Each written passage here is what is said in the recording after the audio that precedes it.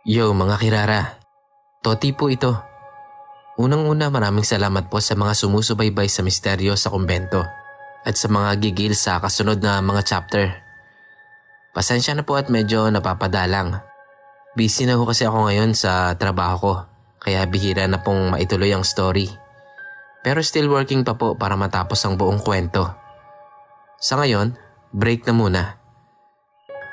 Isa po itong story ng kaibigan ko na pangalanan na lang nating si Luna. Simulan na po natin. Nangyari ito noong July pa. One of our events was the youth camp, coordinated by GKCFC. OTW pa lang kami sa place, as in sa car pa lang. Especially nung dumaan na kami sa madilim na part ng kalsada, nagkabiruan na kami. Pinatay yung headlights ng kotse. Tapos nagpatugtog si ate ng hide and seek. Wala pang 10 minuto, may naramdaman na akong mabigat na enerhiya sa likod ng kotse. Bale, nasa gitna kasi ako na nakaupo, sa may kaliwang side ng bintana. Kaya naman free akong makagalaw. Then at that moment, tinignan ko yung likod ko. Pinibilang ko kung 5 pa rin sila. Kasi sabi ko, baka may sumama. Sakto naman ang bilang ko. Pero ang bigat pa rin ang pakiramdam ko. After namin mag-settle down sa room, nagkaroon kami ng meeting about the event. Kung anong gagawin, kung sinong naka-assign sa mga task. Sa bigat ng nararamdaman ko, nagkaroon ako ng minimal attack that night. As in, nanginig talaga ako. Kaya naman pinalapit ako ni Kuya sa kanya. Konting background lang po. Si Kuya Jello po ay kapitbahay namin. Noong maliit pa lang ako, inaalagaan niya rin ako paminsan-minsan. So as my kuya, nilapitan niya ako, tinanong kung okay lang bang yakapin niya ako para lang daw kumalma ako. Sabi ko okay lang since hindi ko talaga mapigil. Then namumutla na ako nun. Lahat sila nun ay nagulat na makita ako sa ganong estado kasi kasama pa nila ako sa biroan nung nasa biyahe pa kami. Nung naramdaman ko yung bigat, natahimik na ako. Kasi sabi ko, iba yung feeling ko. Sakto naman yung salamin ng CR sa room namin, full-length mirror. Pagtingin ko doon, yung mukha ko, parang unti-unting nagiging itim. Tapos, dahan-dahang ngumingiti sa akin yung refleksyon ko.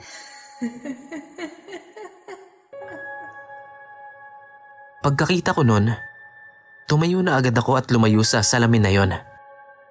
Nagets agad ni Kuya Jello kung anong nangyari. Mabilis niyang tinakpan ng sapin yung salamin. Tapos in-explain niya rin sa kanila kung bakit nangyari yon sa akin at kung bakit niya tinakpan yung salamin. Dahil na rin sa pagiging facilitator niya at prayer warrior tuwing may event kami, nagkaroon na din siya ng iba't ibang experiences regarding sa mga yon.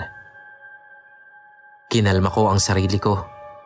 Hindi kaagad ako nakatulog nun kasi sabi ko baka tuluyang makuha yung katawan ko. Since natakot silang lahat sa nangyari, hindi rin sila nakatulog nun. Nag-swimming pa nga sila. 11 PM na yon. By the way, super lamig kaya. Air condition pa yung room namin tapos yayayain nila akong maligo. Wala namang ibang nangyari bukod doon. Since peaceful, safe, and enjoyable naman ang experience namin. Noong umuwi kami galing sa event, sa bahay nila ate kami dumiretso. Malaki yung bahay nila. Hinintay lang naming makauwi si ate since nauna kami nila Kuya Jello na mag-grab. Tinanong ako ni Kuya kung okay lang daw ba ako. Sabi ko, oo, okay lang ako. Pero alam niya na hindi. Buong biyahe namin pa uwi, tulog ako o tahimik na nakatingin sa labas. Dala ko pa rin yung bigat at alam kong sumama ang kung ano man yun. Noong nakarating na sila ate, pinagpahinga muna nila si Kuya Jello. Noong nakakain at nakapagpahinga na ang lahat, hinila niya si ate sa tabi and pinakiusapan kung pwede ba niyang samahan si Kuya sa pag-pray over sa akin. Pumayag naman agad si ate.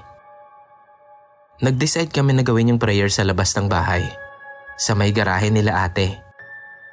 Maluwag yon at tahimik, kaya naman bakit hindi, di ba? Simula pa lang ng prayer, mabigat na raw yung pakiramdam nila. Para daw bang may nanonood sa kanila.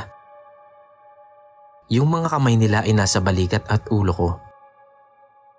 Sa unang part ng prayer, nararamdaman daw nila na parang may nakatingin sa kanila. Sa second part naman ng prayer, nararamdaman nila na tumataas yung mga balahibo sa katawan nila. But still, they decided na ipagpatuloy pa rin. Third part ng prayer, doon na bumigat yung katawan ko. Napasandal ako sa high chair. Naramdaman din nila yon dahil na rin sa biglaang paglamig ng hangin at sa biglaang kong pagyukot sa upuan at sa pakiramdam na para bang may kung ano sa kanilang ulo at leeg. Ibang-iba raw talaga. Yung bigat na nararamdaman ko noong ride namin papunta sa event at noong pauwi, naramdaman din nilang pareho. Bigat ng dibdib, hirap sa paghinga, pero ipinagpatuloy pa rin nila. Hanggang sa matapos na ang panalangin sa Amen. Nagkatinginan kaming tatlo pagkatapos. Feeling ko nun ang tagal ng panalangin. Gumaan yung pakiramdam ko. Pagkapasok namin sa bahay ni ate, doon pa lang nila sinabi sa akin yung nangyari habang nagdadasal sila. Nung oras na yon, alam kong hindi lang multo yon. Hindi ko alam kung ano at hindi ko na rin gusto pang malaman.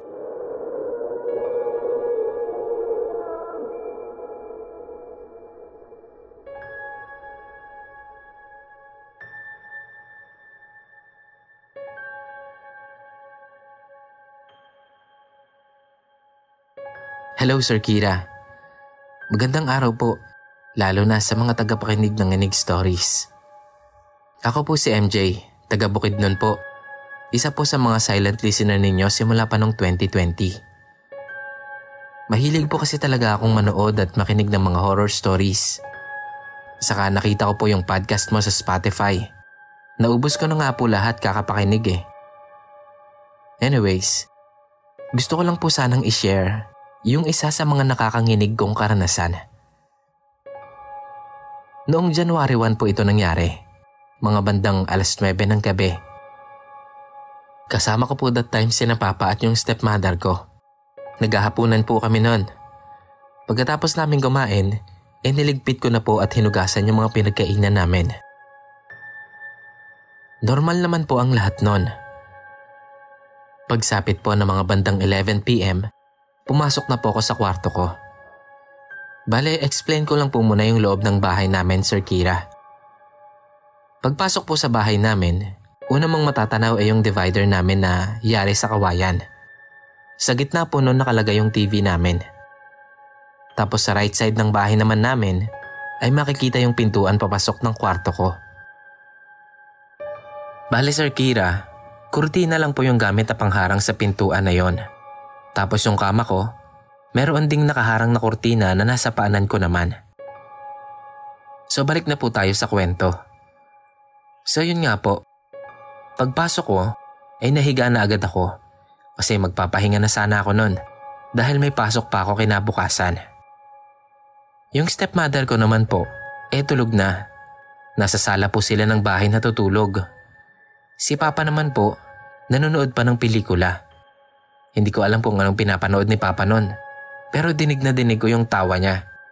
Kasi nga kurtina lang yung harang sa pinto ko. Tapos po nun, Sir Kira, natahimik po si papa. Pero dinig ko pa rin na naka-on pa rin yung TV nun. Ilang saglit lang, parang may malakas na hangin na nagpagalaw sa kurtina na nakaharang sa paanan ko. Patay na lahat ng ilaw nun. Pero may liwanag pa rin na nanggagaling doon sa TV. Kitang-kita ko po na parang hinangin yung kurtina na yon. Pero ang ipinagtataka ko lang po, yung isang kurtina lang yung gumalaw o hinangin. At saka ito pa. Paanong magkakahangin nun? Sarado po yung buong bahay namin. Yung main door at saka lahat ng bintana na nasa sala namin ay nakasara. Kaya paanong magkakahangin dun sa kwarto ko? Nung ma-realize ko na yung mga nangyayari, dun na ako kinilabutan. Tapos ilang saglit lang, biglang may dumaan na itim na hugis tao. Yun po bang parang usok lang? Akala ko nga si Papa lang yon. Pero kasabay ng pagdaan nun, ay narinig ko si Papa na tumatawa na naman dahil nga doon sa pinapanood niya sa TV.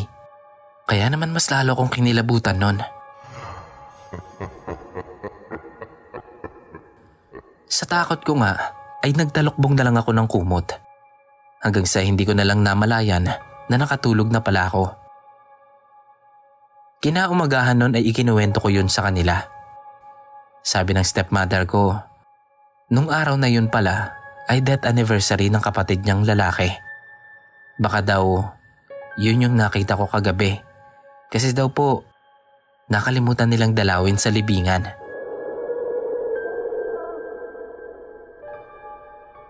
Yun lang po Sir Kira. Maraming salamat po sa pagbasa. Sana po ay maisali mo to sa mga mainanarrate mo kung sakali mang papalaring mapili. Pasensya na din po kung hindi gaanong nakakatakot yung karanasan ko na yon. Pero isa rin po ito sa mga hindi ko malilimutang pangyayari sa buhay ko. Na hanggang ngayon pa nga, nai-imagine ko pa rin yon.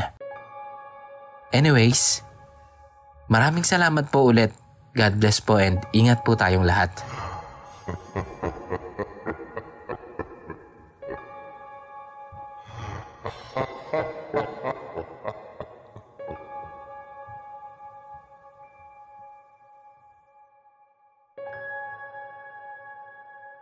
Hi po ulit, Boss Kira. Maraming salamat po sa pagpili ng kwento ko. Napakinggan po namin ng family ko yung kwento na yon. Hehe. Kwento ko lang po yung karanasan ko noong doon pa ako nakatira at nag-aaral sa Antipolo. Hindi ko na lang din po muna sasabihin kung saan eksakto yung lugar. Goods na din po yun. Kwento ko po muna tong karanasan ko dito sa bahay namin. Dito sa bahay ng nanay ko. Gabi po yun. Mag-isa lang po ako noon. Yung kapatid ko po, nandoon sa kapitbahay namin.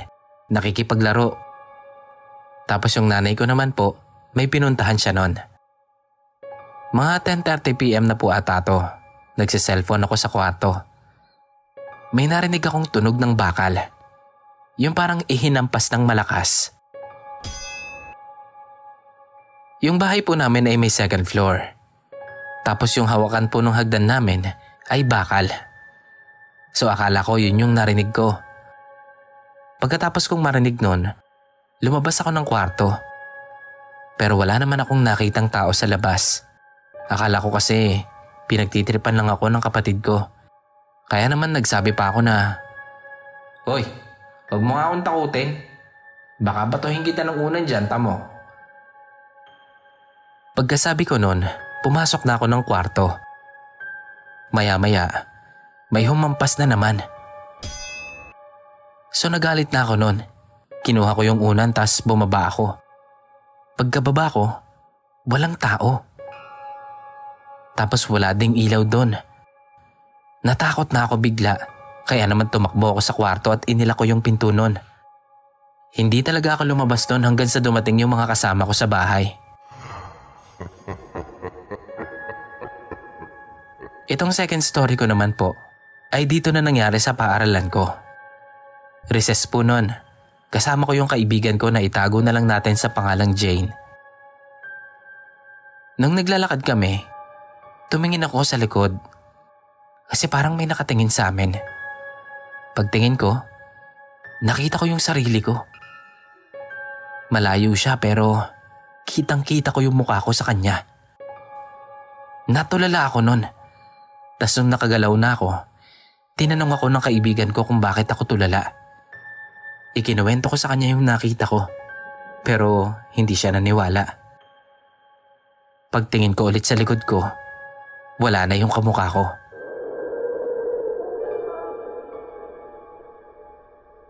Ito naman pong third story ko. ay dito naman po sa bahay nangyari. 12:00 na ng hating gabi noon, pero nagko-computer pa rin ako. Nakaramdam ako ng uhaw, kaya naman bumaba na muna ako para kumuha ng tubig sa ref. Pagkainom ko, parang merong nakatingin doon sa may hagdan. Akala ko yung kapatid ko lang. Nung tignan ko, may nakita akong babae na nakatayo doon at nakatingin sa akin. Grabe yung tingin niya. Parang napakalawak ng mata niya. Tapos, doon ko na rin napansin na nakangiti pala siya ng nakakatakot. Sa takot ko noon, ay nahulog ko yung tubig na hawak-hawak ko.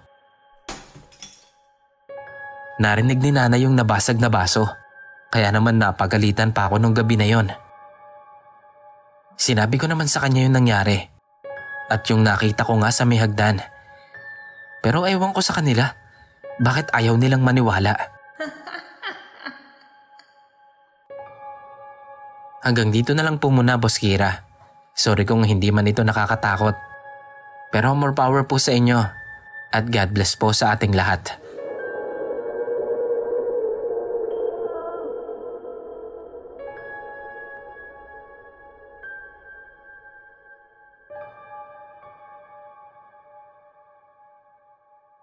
Yo, Kirara, pagpasensyahan nyo na po ang boses ko dito sa story na to ha.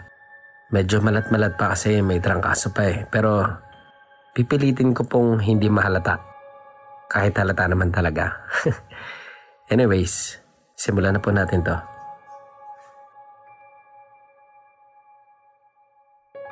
Hello po sa lahat ng nakikinig ng Inig Stories. Ako po si DG, taga Pampanga. Gusto ko lang po sanang i-share yung mga na-encounter ko nung bata-bata pa ako. Unang experience ko po ay nangyari taong 2008. December 4, namatay yung lola ko. Bedridden na po siya noon. Kaya naman kinuha siya ni mama sa bahay niya para doon na lang siya tumira sa amin. At nang maasikaso at maalagaan siya ng mabuti. Pero yun nga, namatay din po si lola. Siguro hanggang doon na lang talaga yung buhay niya. Doon na po siya binawian ng buhay sa higaan niya. 3 days lang po ang naging burol ni lola. December 6, inilibing na siya noon. December 8, gabi, patulog na kami noon ng live-in partner ko. Patay na lahat ng ilaw sa buong bahay. Pero maliwanag po ang buwan nung time na yon. Kaya may liwanag na pumapasok sa bintana namin. Natatamaan ng liwanag yung bubong. Maya-maya, napatingin ako doon. Tapos may napansin ako na parang hugis tao. Napakunot noon na lang ako noon nung matanto ko na hugis yun ng isang matandang babae. Kinusot-kusot ko pa yung mga mata ko noon kasi hindi ako makapaniwala sa nakikita ko. Tinuro ko agad yun kay jowa. Nakita din niya. Pero bigla namang nawala. Yung parang nagtago. Nagkatinginan kaming dalawa nun. Tapos maya-maya, andun na naman. Nakailang beses din siyang nagtago at lumitaw bago tuluyang naglaho. Nakilala ko yung figura na yon, Boss Kira. Si Lola. Hindi ako pwedeng magkamali kasi siyang siya talaga eh. Lalo na yung hulma ng buhok. Natakot ako nun. Kasi, although naniniwala naman na talaga ako bata pa lang, na meron nga talaga, never pa kasi akong naka-experience nun. First encounter ko yon.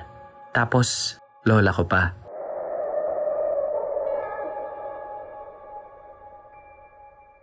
Second experience. Doon pa rin sa bahay na yon. Hiwalay na po kami nito ng live-in partner ko. At yung kasama ko dito, yung lesbi na naging boyfriend ko that time. Nasa kwarto kami noon at nakasara ang pinto ng kwarto at ang buong bahay.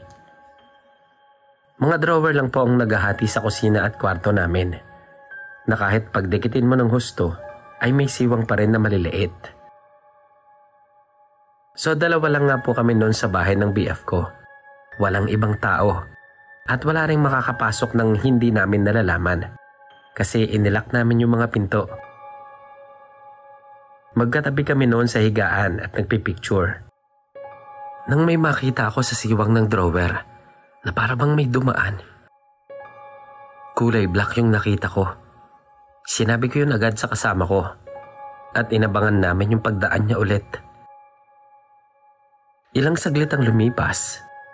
Dumaan nga ulit. Nagulat kaming pareho nun.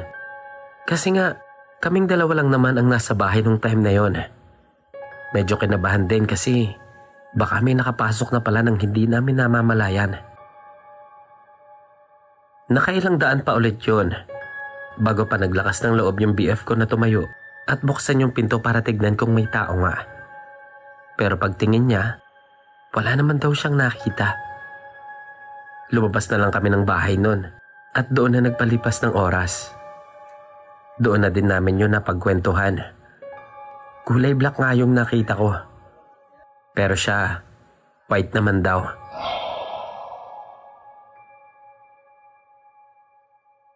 Third experience. Same room pa rin.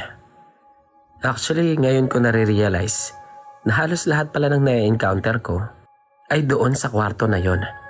At palagi akong may kasama.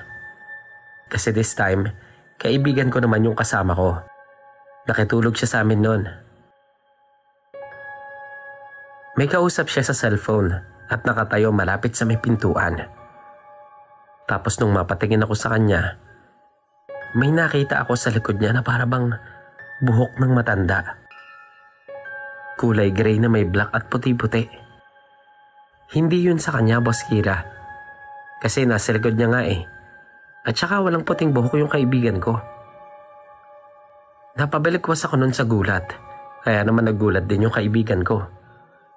Nung makita pa niyang nakatingin ako sa likod niya, na parabang may nakita, natakot na din siya. Natakot kaming pareho nun. Kaya naman nagtititili kaming lumabas ng kwarto.